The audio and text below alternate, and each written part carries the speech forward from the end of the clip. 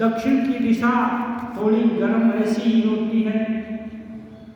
वे लोग इतने प्यासे हो गए कि लग रहा था सबके प्राण यहीं बीच मार्ग में ही उड़ जाएंगे। इसलिए बुद्धिमान हनुमान जी ने विचार करके दिल में एक काम किया, ऊंचे एक पर्वत शिखर पर चढ़े, जिसकी ऊंची वृक्षों के ऊपर चढ़कर हनुमान जी चारों तरफ नजर दौड़ाए और वहां देखे एक ऐसा स्थान जहां से पक्षी आ रहे हैं और जा रहे हैं। लगा उनको कोई गिरी कंदरा है, उसमें आ रहे हैं जा रहे हैं। फिर उनका दिल हर्षित हो गया कि जहाँ पक्षी आते जाते हैं वहाँ अवश्य जल का संधान तो जरूर होगा। और आकर के सभी को अपनी बात बतलाते हैं और लेकर उसी दिशा में सब लोग आगे बढ़ जाते हैं। और कुछ ही दूर जाने के बाद एक भयंकर गुफा दिखाई देती है, जिसमें पक्षी तो आते जाते हैं लेकिन बहुत अंधेरी है, बहुत गहरी है। उसमें ये लोग क्या करेंगे, मरता क्या नहीं करता। अब लगा कि पक्षी आ रहे हैं तो जरूर कहीं न कहीं पानी होगा। ये लोग चलने लगे, जाते जाते बहुत दूर गए तो देखे हठात उद्यान मनोरम कुटिया, जिसमें तपस्विनी स्वयं प्रभा तपोरत थी। सभी ने जाकर उनको सिर झुकाया, प्रणाम किया और इन लोगों का मुख देखकर ही स्वयं प्रभा को मालूम हो गया कि ये लोग भूखे हैं। तुरंत उसने अपने से ही आदेश दिया कि आप सब लोग जाओ, सरोवर का मीठा जल पान करो और उपवन में जाकर यथेष्ट फल खाओ। जल पान करके यथेष्ट फल खा करके हृष्ट पुष्ट होकर के सभी बंदर भालू आकर माता जी को पुनः सिर नवाए, झुकाए और प्रणाम करके पूछे और अपनी बात बताए कि हम लोग सीता जी का अनुसंधान कर रहे हैं, लेकिन प्यास के मारे थके मारे होने के कारण इस विवर में घुस आए और भाग्य से आपका दर्शन हुआ। इसने कहा ठीक है, एक काम करो, ये गुफा बहुत गहन है, इसमें से जाने में बहुत देरी लगेगी। तुम सब एक साथ अपना आत्मा दो और मैं अपने तपोबल से तुम्हें गुफा के बाहर पहुंचा दूंगी।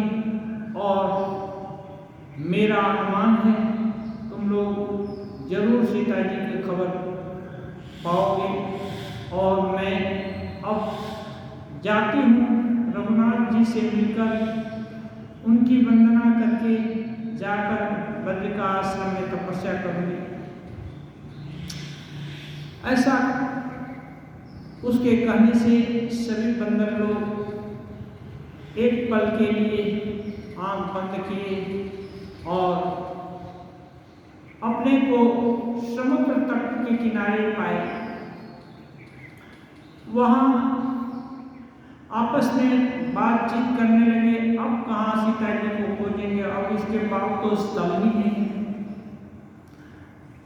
और सभी लोग आपस में समय का विचार किए तो 1 महीने होने वाला है।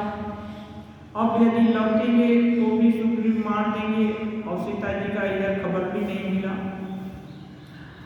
और क्या करें, ये कोलाहल में कोई शोक कर रहे थे। अंगद के पिताजी को तो सुग्रीव मरवा डाले थे राम जी की सहायता से। इसलिए अंगद को और बड़ा भय हो गया कि मेरी और किसी को तो भले ही चाचा छोड़ दें, लेकिन मुझको तो जरूर मारेंगे, क्योंकि मैं उनके शत्रु का पुत्र हूँ। उनको बाकी जानवरों का आदि बुजुर्ग वयस्क वानर लोगों ने ढाढ़स बंधाया और आपस में बातचीत करने लगे कैसे क्या किया जाए। इतने में ही एक गुफा से एक पक्षीराज निकला, उसका नाम जटायु था। वो महाभयंकर विशालकाय पर्वत के समान था। वो इन लोग को देखकर बड़ा खुश हुआ और उसने संकल्प किया, आज सबन कर भक्षण करूँ, आज सबका एक भोजन कर लूँगा। और बहुत दिन गए, अब मुझको आहार के बिना अब आज विधाता ने अच्छा सहयोग जुटा दिया है, आज मैं भरपेट भोजन करूँगा। सुन करके उसका विशाल डील डौल देखकर बंदर लोग डर गए और तो हठात अंगद जी को याद पड़ा कि उसके ही जैसा डील डौल वाला जटायु थे, जो कि राम जी के कार्य के लिए, सीता जी की रक्षा के लिए अपने प्राण न्यौछावर कर दिए। तो वो धीरे से ही लेकिन सुनने लायक आवाज में कह उठे, हम लोग की तो दोनों तरफ से मरण है और यहाँ गिद्ध भी खा जाना चाहता है, लेकिन धन्य है जटायु जो सीता जी के लिए संघर्ष करते हुए, राम के काज के लिए संघर्ष करते हुए प्राण त्याग किए। जटायु का नाम सुनते ही संपाति, ये गिद्धराज उनका भाई था, ये इसको तुरंत अपने भाई की याद आई। बहुत दिन हो गया, ये भाई का खबर नहीं पाया था। तो वो धीरे धीरे सड़क कर आने लगा, बंदर भालू लोग भागने लगे। तो उसने कहा, डरो मत, तुम लोगों ने ऐसा नाम सुना दिया है कि अब मैं तुम लोगों से कुछ नहीं करूँगा, केवल उस नाम को कहाँ सुना, कैसे, उस नाम के बारे में बताओ। तब इन लोगों ने सारी कथा सुना दी कि कैसे गिद्धराज जटायु सीता जी को बचाने के लिए रावण से युद्ध करते हुए आत्मोत्सर्ग किए। यह सुन करके संपाति बड़ा दुखी हुआ और उसको ये भी हुआ कि भाई अभी तक जिंदा था, भाई का खबर भी पाए। फिर जा करके बोले कि सब लोग मिलकर के मुझको समुद्र तट तक ले चलो, मैं किसी को कोई नुकसान नहीं पहुंचाऊंगा, मैं जलांजलि दे दूं। जलांजलि देने के बाद कहते हैं, मुझ ले जाओ सिंधु तट, देव तिलांजलि जाता ही, बचन सहाय करब मैं, पैहो खोज हो जाहि। संपाति बोले कि मुझे सिंधु तट पर ले चलो, मैं भाई को तिलांजलि दे दूं, जलांजलि दे दूं। मैं अब बूढ़ा हो गया, वचन से मैं तुम्हारी सहायता करूंगा और तुम सीता जी को अवश्य खोज पाओगे, यह हमारा विश्वास है। अनुज क्रिया करि सागर तीरा, कहि निज कथा सुनहु कपि वीरा। अब भाई का सत्कार करने के बाद अपने विषय में पक्षीराज संपाति बताने लगे सभी बंदर लोगों को। हम दो बंधु प्रथम तरुणाई, गगन गए रवि निकट उड़ाई। वो कह रहे हैं कि हम लोग जवान थे तब दोनों भाई थे, जटायु और मैं, और बहुत जोर था। हम लोग सूरज को पकड़ लेंगे, सूरज तक चले जाएंगे, ये हमारा उत्साह हुआ और हम उड़ने लगे। तेजन सही सकसो फिर आवा, मैं अभिमानी न रविनिय रावा, जरे पंखा तेज पारा, परे भूमि कर घोर चिकारा। वो संपाति कहते हैं वह जटायु तेज नहीं सका सूर्य का, इससे वो लौट आया, लेकिन मैं तो अभिमानी था, मुझे अपने बल का अभिमान था, इसलिए मैं वापस नहीं लौटा और आगे बढ़ता ही गया। और आगे बढ़ने से अत्यंत अपार तेज के कारण मेरी पांखें जल गई और मैं चित्कार करके जमीन पर गिर पड़ा। मुनि एक नाम चंद्रमा ओही, लागी दया देखी करी मोही, बहु प्रकार ज्ञान सुनावा, देह जनित अभिमान छड़ावा। कहते हैं इंसान के अज़्म और हिम्मत से जब दूर किनारा होता है, तूफान में टूटी किश्ती का भगवान सहारा होता है।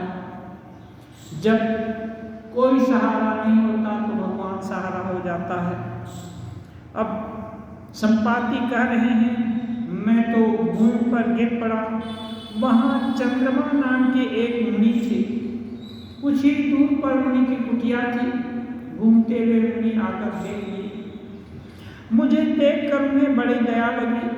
उन्होंने बहुत प्रकार से मुझे ज्ञान सुनाया और मेरे देह जनित अभिमान को छुड़ा दिया। मैं अभिमान के कारण ही सूरज से तक जाने का संकल्प कर लिया था और रुका नहीं। इसके कारण मुझको कष्ट भी हुआ। उन्होंने ज्ञान के द्वारा ज्ञान रस्सी से मेरा देहाभिमान छुड़ा दिया और मुझको भरोसा दिया। त्रेता ब्रह्म मनुज तनु धरिहि, तासु नारी निशिचर पति हरिहि, तासु खोज पठहि प्रभु दूता, तिनहि मिले तै हो पुनीता। ये ऋषि लोग त्रिकालज्ञ हैं। चंद्रमा ऋषि ये मानो कल की बात आज ही जान जा रहे हैं और ये है बात सत्ययुग की। वो बोल रहे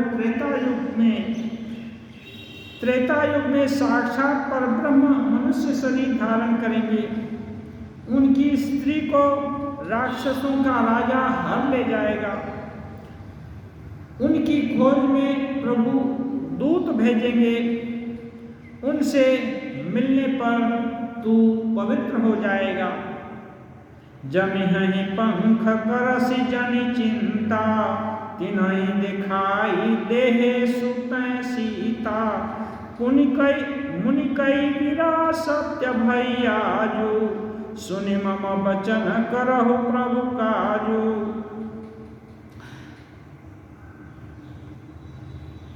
ऋषि बोले थे तेरे पंख उग आएंगे, चिंता मत करो। उन्हें तुम सीता जी को दिखा देना। मुनि की वह वाणी आज सत्य हुई। अब मेरे वचन सुनकर तुम प्रभु का कार्य करो। अब संपाति कहते हैं गिरि त्रिकूट ऊपर बस लंका, तहाँ रह रावण सहज शंका। तहाँ शोक उपवन जहाँ रहई, सीता बैठी सोचरत अहई। कहते हैं त्रिकूट पर्वत पर लंका बसी हुई है। वहाँ स्वभाव से ही निडर रावण रहता है वहाँ एक अशोक वाटिका नाम का उपवन है जहाँ की सीता जी रहती हैं और वे राम जी के सोच में बैठी हुई हैं। मैं देखूं तुम नाही गीधही दृष्टि अपार, बूढ़ भयों नत करते कछुक सहाय तुम्हारा। संपाति कहते हैं मैं उन्हें देख रहा हूँ, माने सीता जी को देख रहा हूँ, तुम नहीं देख सकते क्योंकि गिद्ध की दृष्टि अपार होती है, गिद्ध बहुत दूर तक देख सकते हैं। क्या करूं, मैं बूढ़ा हो गया, नहीं तो तुम्हारी कुछ सहायता करता। अब तुम लोग खुद कोशिश करो। और कहता है जो ना भई सत जो जन सागर, करई सुराम काज मति नागर। मोहि बिलोकित धरहु मन धीरा, राम कृपा कस भयउ शरीरा। कहते हैं जो नाघई सत जोजन सागर, करई सुराम काज मति नागर। जो 100 योजन 400 कोस समुद्र लांघ सकेगा और बुद्धिमान होगा, वही सीता जी का कार्य कर सकेगा। मुझे देखकर तुम लोग धीरज धरो। देखो राम जी की कृपा से देखो मेरा शरीर कैसा हो गया। मैं बिना पंख का था, अब देखो मेरी पंख जब उग रही है। पाप्यो जाकर नाम सुमिरहि, अति अपार भव सागर तरहि। तासु पूत तुम तज कदराई, राम हृदय धरि करहु पाई। और कहता है पापी भी जिनका नाम स्मरण करके अत्यंत गहन भवसागर से पार चले जाते हैं, भवसागर को तैर जाते हैं, तुम उन्हीं के दूत हो। तुम कायरता छोड़कर श्री राम जी को हृदय में धारण करके कुछ उपाय सोचो। अस कई गरुड़ गीध जब गयो, तिनके मनाति विषमय भयो। निज निज बल सब कहूँ भाखा, पार जाई कर संशय राखा। अब यह संवाद काकभूषुंडी जी गरुड़ जी को सुना रहे हैं। वहाँ राजहंस मराल बन करके शिव जी उनको सुने, तब सुने थे जब सती का दाह हो गया था। वो अकेले थे, थोड़ा दुखी मन थे, इसलिए जाकर राम कथा वहाँ सुने। अब गोस्वामी जी लिखते हैं, काकभूषुंडी कहते हैं हे गरुड़, इस प्रकार कहकर जब गीत चला गया तब उन बानरों के मन में बड़ा आश्चर्य हुआ। सब कोई अपना अपना बल बखानने लगे, लेकिन समुद्र के पार जाने में संदेह प्रकट होने लगा, संदेह प्रकट करने लगे। जठर भयं अब कहई रिछेसा, नहीं तन रहा प्रथम बल लेसा। वृक्षराज जाम्बवन जी कहते हैं अब मैं बूढ़ा हो गया, शरीर में पले वाले बल का लेस भी नहीं बचा है। और कहते हैं जब हित विक्रम भय खरारी, तब मैं तरुण रहूं बल भारी। कहते हैं जब खर के शत्रु श्री राम जी त्रिविक्रम हुए, 52 बने, तब मैं बड़ा जवान था। बलिबाधत प्रभु बाढ़ेऊ, सो तनु बरनि न जाई। उभय घरी महदिन्ही, सात प्रदक्षिण धाई। कहते हैं बलि को बांधते समय प्रभु इतने बढ़े कि उनके शरीर का वर्णन नहीं किया जा सकता, परंतु मैं 2 घड़ी में भगवान के शरीर की 7 प्रदक्षिणा दौड़ कर की। अंगद कहई जाऊं मैं पारा, जिय संशय कछु फिरती बारा। जामवंत कह तुम सब लायक, पठय किमी सब ही करनायक। तब अंगद कहते हैं मैं छलांग लगाकर समुद्र के उस पार अवश्य जा सकता हूं, लेकिन लौटने में मेरा संदेह है। तब जामवंत कहते हैं कि नहीं, तुम सबके नेता हो और सबके अगुआ हो और सभी प्रकार से योग्य हो, लेकिन कमांडर को कैसे भेजा जाए? इसलिए कहई छपति सुनु हनुमाना, का चुप साधि रहो बलवाना। पवन तनय बल पवन समाना, बुद्धि विवेक विज्ञान निधाना। ऋक्षराज तो बहुत पुराने थे, बहुत बुजुर्ग थे, वे इतिहास भी जानते थे, वे जानते थे हनुमान जी को ऋषियों का श्राप है। इसलिए वे जामवान हनुमान जी से कहते हैं, हे हनुमान, हे बलवान, सुनो, तुम क्यों चुप बैठे हो? राम जी के काज के लिए ही तुम्हारा जन्म हुआ है।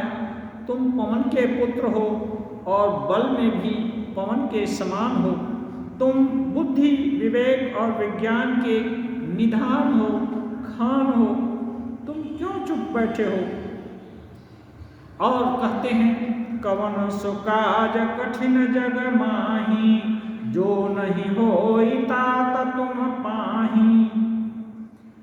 कहते हैं, हे तात, कौन सा ऐसा कार्य है इस ब्रह्मांड में जो तुम्हारे द्वारा असंभव हो? राम काज लगी तव अवतारा, सुनतहि भयउ पर्वताकारा। जामवान बोलते हैं, हे हनुमान, तुम्हारा जन्म राम का काज के लिए हुआ है।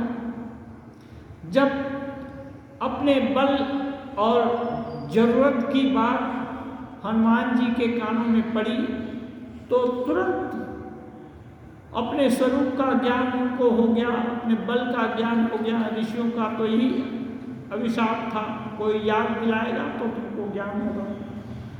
वे पर्वत के समान हो गए, विशाल काय शरीर धारण कर लिए। कनक बरन तन तेज विराजा, मानहु अपर गिरन कर राजा। सिंहनाद करि बारहि बारा, लीलहि नाघौ जल निधि खारा। कनक बरन तन तेज विराजा। अब हनुमान जी का शरीर एकदम तप्त कंचन वर्ण के समान हो गया। तेज उनके अंग अंग से विक्षुरित होने लगा, मानो वे पर्वतों के राजा हो गए। बार बार सिंहनाद करते हैं और कहते हैं, मैं तो लीला से ही खेल खेल में ही समुद्र को पार कर जाऊंगा।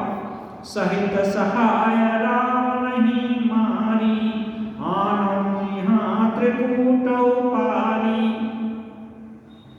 और अब उनको अपने बल का अनुमान हो गया, ज्ञान हो गया है। कहते हैं, सहित सहाय रावण ही मारी। रावण के जितने भी सहायक हैं सबको एक साथ, और रावण खुद को उसको भी मारकर आनो यहाँ त्रिकूट पारी। बोलो तो वो जो त्रिकूट है जहाँ की वो राजा बन बैठा है उसको उठाकर यहाँ लाकर रख दो। जामवंत मैं पूछूं तो ही, उचित सिखावनु दीजहु मोहि। वे जामवंत जी से कहते हैं, हे जामवंत जी, अब जो उचित हो ऐसा कहो, अब तुम जो कर दोगे वो सब हो जाएगा मेरे द्वारा। इतना करहु तात तुम जाई, सीत ही देखी कहु सुधि आई। तब निज भुज बल राजीव नयना, कौतुक लागे संग कपिसेना। जामवंत जी कहे ता बस तुम इतना ही करो, जाकर सीता जी को देख कर आओ और उनकी खबर हमें दो।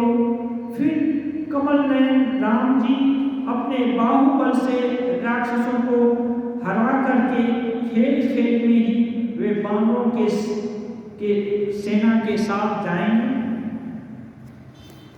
कपिसेन संग संहारि निशिचर, राम सीता ही आनी है। त्रैलोक पावन सुजसु सुर मुनि नारदादि बखानहि। जो सुनत गावत कहत समझत, परम पद नर पावई। रघुबीर पद पाथोज, मधुकर दास तुलसी गावई।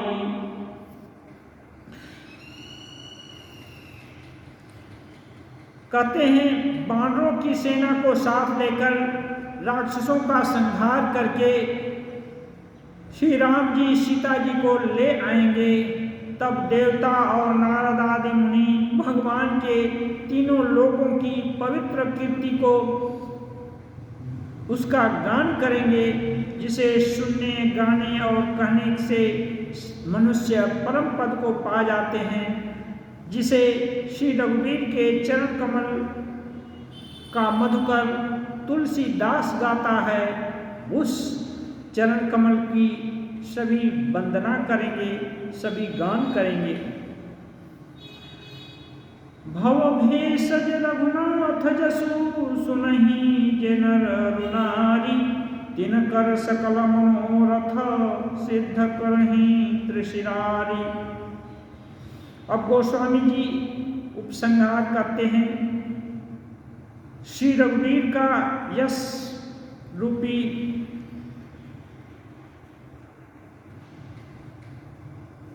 श्री रघुवीर जी का यश भव रोग की अचूक दवा है। जो पुरुष स्त्री इसे सुनेंगे, त्रिशिरा के शत्रु राम जी उसके सभी मनोरथों को पूरा कर देंगे। नीलोत्पल तन श्याम, काम कोटि शोभाधिक। सुनियता सुगुण ग्राम, जासु नाम अघ खग बधिक। कहते हैं जिनका नीले कमल के समान श्याम शरीर है, जिनकी शोभा करोड़ों कामदेव के समान है, और जिनका नाम पाप रूपी पक्षियों को मारने के लिए व्याध के समान है, उन श्री राम जी के गुणों के समूह लीला को अवश्य सुनना चाहिए। इति श्रीमद् रामचरितमानसे सकल कली कलुष विध्वंसनी चतुर्थ सोपान समाप्तः। अब किष्किंधा कांड पूरा हुआ, अब सुंदर कांड शुरू होगा। अब हनुमान जी अपने पूरे वैभव के साथ अपनी पूरी शक्ति विद्या बुद्धि बल के साथ सीधा लंका में प्रवेश करेंगे। ध्येयं सदा परिभवग्नमधिष्ठतोऽहं, तीर्थास्पदं शिवविरिञ्चिनुतं शरण्यं। भृत्यातिहं प्रणतपालभवाब्धिपोतं, वन्दे महापुरुषते चरणारविन्दं। वन्दे महापुरुषते चरणारविन्दं। त्यक्त्वा सुदुस्त्यज सुवीक्षितराज्यलक्ष्मी, धर्मिष्ठार्यवत्सायगादरण्यम्। मायां मृगं दैत्ययीं सितमन्वधावत्, वन्दे महापुरुषते चरणारविन्दं। वन्दे महापुरुषते चरणारविन्दं। वन्दे